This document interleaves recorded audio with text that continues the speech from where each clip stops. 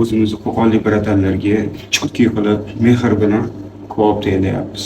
Shu joyga kelib yurgan qizlarni beyin biratan. Kim do'stlariga taom ulatsa, kim do'stlarini qornini to'yg'izsa, kim do'stlari qorni to'yguncha ziyofat ulatsa, kim do'stlarini chanqog'i to'xtagungacha suv ulatsa deydilar, uning gunohlari kechiriladi.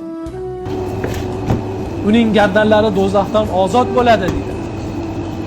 Ko'ring qanday oson. Siz gunohlardan kechirilishingizni xohlasangiz, nima qilishingiz kerak ekan? Agar imkoniyatingiz bo'lsa, do'stlarga taom ulashing. Kim zo'r bilasizmi? Do'stlari bilan taomlanganda imkoni boricha men to'lab chiqib ketaman deydigan odam zo'r odam hisoblanadi. Yaxshi odam hisoblanadi. Hamma boricha, lekin bo'p turib qochib yurish bu yaxshi emas.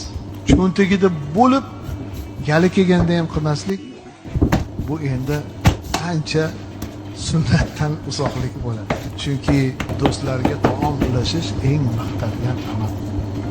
10 ta odamga sadaqa bergandan ko'ra bitta odamning haqqini yemagan ma'qul.